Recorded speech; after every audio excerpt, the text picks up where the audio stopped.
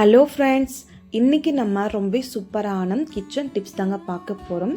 First tip என்னன்னு சொல்லி பார்த்தீங்கன்னா சிக்கன் தாங்க. நம்ம வீட்டில் எப்போ நம்ம சிக்கன் வாங்கிட்டு வந்தாலும் சரிங்க, இந்த மாதிரி ஒரு டைம் நீங்கள் க்ளீன் பண்ணி செஞ்சு பாருங்கள். ஃபஸ்ட் நீங்கள் சிக்கன் வாங்கிட்டு வந்தோடனே ஒரு பிளேட்டுக்குள்ளேயே அப்படிலாம் கடாய்க்குள்ளே சேர்த்துட்டு கூடவே அரை லெமன் போல் புழிஞ்சு விட்டுருங்க. ஒரு 1/4 டீஸ்பூனுக்கு மஞ்சள் தூள் சேர்த்துட்டு கை வச்சு நல்லா நீங்கள் மிக்ஸ் பண்ணி விட்டுருங்க. இது போல் நீங்கள் நல்லா மிக்ஸ் பண்ணி விட்ட பின்னாடி எப்பவும் போல் நீங்கள் தண்ணி ஊற்றிட்டு க்ளீன் பண்ணி ஒரு பிளேட்டுக்குள்ளே தண்ணி இல்லாமல் சுத்தமாக வச்சுக்கோங்க.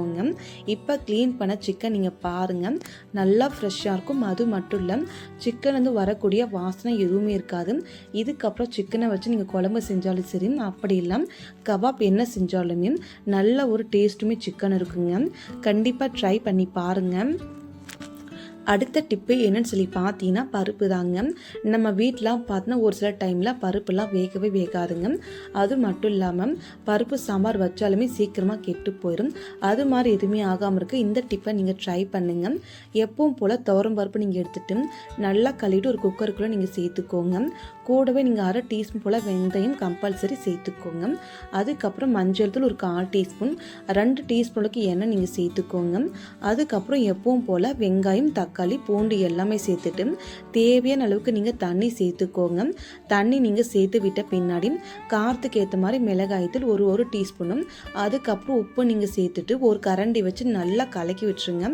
கலக்கி விட்ட பின்னாடி கேஸ் ஸ்டவ் மேலே வச்சுட்டு கரெக்டாக நீங்கள் நல்லா கொதிக்க வைக்கணுங்க.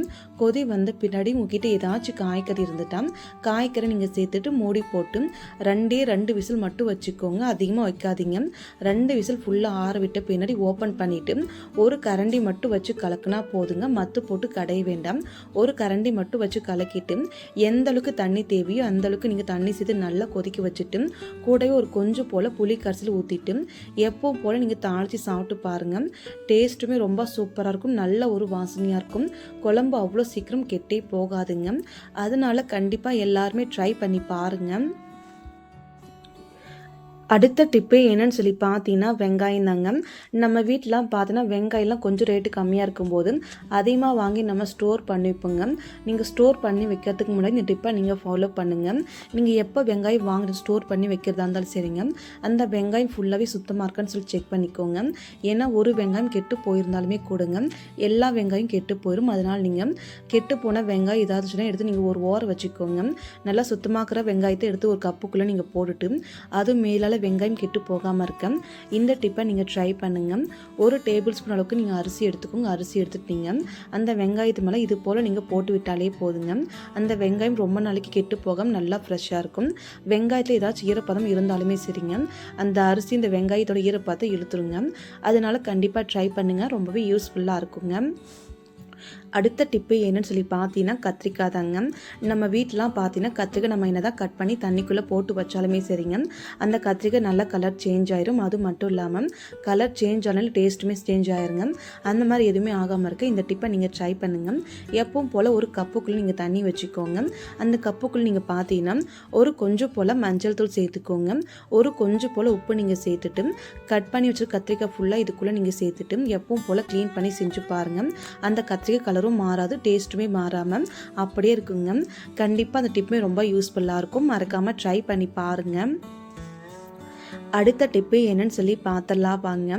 நம்ம நிறைய பேரோட நீங்கள் பார்த்தீங்கன்னா எண்ணெய் படிஞ்ச பாத்திரம் நிறையா இருக்கும். அந்த பாத்திரம்லாம் க்ளீன் பண்ணுறதுக்கு ரொம்ப கஷ்டப்பட்டு க்ளீன் பண்ணுவீங்க. இனிமேல் ரொம்ப ஈஸியாக நீங்கள் க்ளீன் பண்ணிடலாங்க. அது எப்படின்னு சொல்லி பார்க்கலாங்க. ஃபஸ்ட் நீங்கள் இந்த பாத்திரம் பாருங்கள், மேலே எந்த அளவுக்கு எண்ணெய் படிஞ்சிருக்குன்னுட்டு, ஆனால் உள்ளுக்குள்ளே நீங்கள் பார்த்துருப்பீங்க எந்த அளவுக்கு ப்ரொடக்ஷன் க்ளீனாக இருக்குன்னுட்டு. இது எப்படி நம்ம க்ளீன் பண்ணலான்னு சொல்லி பார்த்தீங்கன்னா ஒரு 3 டீஸ்பூன் அளவுக்கு அரிசி மாவு நீங்கள் சேர்த்துக்கோங்க. அரிசி மாவு நீங்கள் சேர்த்து விட்ட பின்னாடி ஒரு கொஞ்சம் போல் நீங்கள் விம் ஜெல் அப்படின்னா ஷாம்பு இது வந்து நீங்கள் சேர்த்துட்டு அது மேலே லைட்டாக நீங்கள் தண்ணி தெளித்து விட்டுருங்க. அதுக்கப்புறம் ஒரு ஸ்க்ரப் எடுத்துட்டீங்க நல்லா நீங்கள் தேய்ச்சி விட்டுருங்க. எந்த இடங்களில் எண்ணெய் பிசுகள் ரொம்ப அதிகமாக இருக்கும் எல்லா இடங்களும் நீங்கள் நல்லா தேய்ச்சி விட்டுருங்க. இது போல் நீங்கள் தேய்ச்சி விட்டாலே போதுங்க. எண்ணெய் பிசுக்கு எல்லாம் ரொம்ப ஈஸியாக வந்துடும். அதுவும் மட்டும் இல்லைங்க, எண்ணெய் பிசுக்கை க்ளீன் பண்ணுறது ரொம்ப பெஸ்ட்டான பவுடர்னால் அது அரிசி மாவு மட்டும்தாங்க. ரொம்ப ஈஸியாக க்ளீன் ஆயிரும். பாருங்கள், ஃபுல்லாகவே நான் க்ளீன் பண்ணிவிட்டேன். அப்படி இருந்தும் கூட உள்ளுக்குள்ளே ஒரு டைம் க்ளீன் பண்ணிவிட்டு இப்போ எல்லா சைடுமே க்ளீன் பண்ணி முடிச்ச பின்னாடி ஒரு டம்ளர் நீங்கள் தண்ணி எடுத்துக்கோங்க. தண்ணி ஊற்றிட்டு இந்த பாத்திரம் க்ளீன் பண்ணி பாருங்கள். ரொம்ப க்ளீனாக பளிச்சுன்னு இருக்குங்க. ஃபஸ்ட்டு எப்படி புதுசாக இருந்துச்சோ அதே போல் புதுசாகவே மாறிடுச்சுங்க. இப்போ இந்த பாத்திரம் நீங்கள் பார்த்தீங்கன்னா சிங்குக்குலாம் க்ளீன் பண்ணிட்டு வந்து காமிக்கிறேன். நீங்கள் பாருங்கள் எந்தளவுக்கு சூப்பராக க்ளீனாக இருக்குன்னுட்டு. பார்க்கும்போது உங்களுக்கே நல்லா தெரியும்னு நினைக்கிறேன். கொஞ்சம் கூட எண்ணெய் பிசுக்கு அழுக்குத்தன்மை எதுவுமே இல்லாமல் ரொம்ப நீட்டாக க்ளீன் ஆகிடுச்சு. கண்டிப்பாக ட்ரை பண்ணுங்கள். அடுத்த டிப்பு என்னன்னு சொல்லி பார்த்தீங்கன்னா, மிக்ஸி ஜாருக்குள்ளே நியூஸ் பேப்பர் போட்டு பாருங்கள். நீங்களுமே ஷாக் ஆகிடுவீங்க. நான் ஏன் அப்படி சொல்கிறேன் நீங்கள் பார்த்தீங்கன்னா, நம்ம மிக்ஸி ஜாருக்குள்ளே பார்த்தா சரியாக மசாலா அரைப்படாதுங்க. அது மட்டும் இல்லாமல் நம்ம என்ன தான் மிக்ஸி ஜாரை க்ளீன் பண்ணி வச்சாலுமே கொடுங்க நிறைய இருக்குது உள்ளுக்குள்ளே இருக்குங்க.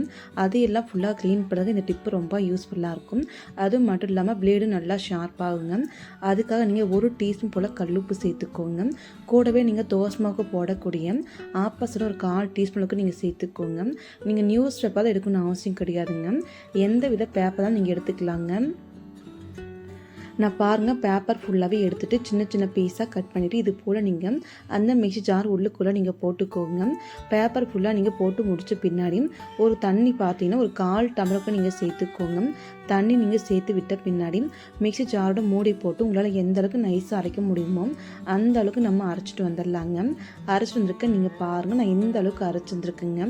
இந்த மிக்ஸி ஜார் நல்லா ஷார்ப்பாக இருக்கும். அது மட்டும் இல்லாமல் அந்த மிக்ஸி ஜாருக்குள்ளே அழுங்கங்க அழுக்கு இருக்கு இல்லையா, அது எல்லாமே வெளியில் வந்துருங்க. அதுக்கப்புறம் நீங்கள் 1 டம்ளர் போல் தண்ணி ஊற்றிக்கோங்க. மிக்ஸி ஜாருக்குள்ளே கை வச்சு நல்லா நீங்கள் கலக்கி பாருங்கள்.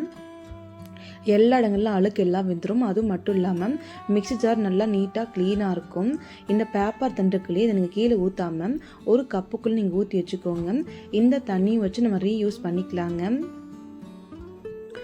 பாருங்கள் மிக்ஸி ஜார் எந்த அளவுக்கு க்ளீனாக நீட்டாக இருக்குன்னுட்டு. இப்போ நம்ம தண்ணி ஊற்றி நல்லா க்ளீன் பண்ணிட்டு வந்தாச்சுங்க. மிக்ஸி ஜார் உள்ளுக்குள்ளே எல்லாம் அழுக்கும் வந்துருச்சு. அதுவும் மட்டும் இல்லாமல் அந்த பிளேடுமே நல்லா ஷார்ப்பாக இருக்குது. கெட்ட வாசனை எதுவுமே இல்லாமல் ரொம்ப நீட்டாக க்ளீனாக இருக்குது. கண்டிப்பாக ட்ரை பண்ணுங்கள்.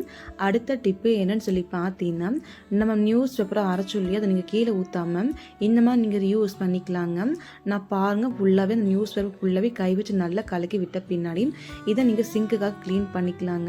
நான் பாத்திரம் ஃபுல்லாகவே க்ளீன் பண்ணி முடிச்சுட்டேன். நான் சிங்க் க்ளீன் பண்ணேன். அந்த சிங்க் க்ளீன் பண்ணுறதுக்காக இந்த நியூஸ் பேப்பர் தண்ணி இதுக்குள்ளே நீங்கள் ஊற்றிக்கோங்க. இந்த நியூஸ் பேப்பர் தண்ணி வச்சு நீங்கள் க்ளீன் பண்ணும்போது பார்த்தீங்கன்னா சிங்க்கு நல்லா பளிச்சுன்னு க்ளீன் ஆகிறத விட நம்ம சிங்க்குள்ளே கெட்ட வாடெலாம் வருது இல்லையா, அது எதுவுமே வராமல் இருக்குங்க. அது மட்டும் இல்லாமல் அழுக்கு அடிக்கடிக்கு படியும் இல்லையா, அந்த மாதிரி படியாமல் இருக்க இந்த நியூஸ் பேப்பர் ரொம்ப யூஸ்ஃபுல்லாக இருக்குங்க. அந்த லிக்விட் நம்ம ரெடி பண்ணி வச்சு பேப்பர் லிக்விட் இருக்கு இல்லையா, எல்லா பக்கம் நீங்கள் ஊற்றி விட்ட பின்னாடி ஒரு நார் போட்டு நல்லா நீங்கள் தேய்ச்சி விட்ட பின்னாடி எப்பவும் போல் நீங்கள் தண்ணி ஊற்றி க்ளீன் பண்ணிக்கோங்க. க்ளீன் பண்ணிவிட்டு நீங்கள் பாருங்கள் எந்த அளவுக்கு க்ளீனாக பளிச்சுன்னு இருக்குன்னுட்டு. ஃபஸ்ட் நீங்கள் பார்த்தும் போதுமே இப்போ பார்க்குற போதுமே உங்களுக்குமே நல்லா வித்தியாசம் தெரியுங்க. அதுக்கப்புறம் நியூஸ் பேப்பர் ஃபுல்லாக க்ளீன் பண்ணி முடிச்ச பின்னாடி அந்த நியூஸ் பேப்பரில் அந்த குழி கரணமாக இருக்கு இல்லையா, அந்த ஜல்லி இதில் அங்கே வந்து நிற்குங்க. அந்த நியூஸ் பேப்பரை புழிஞ்சு நீங்கள் வெளியில் தூக்கி போட்டுருங்க.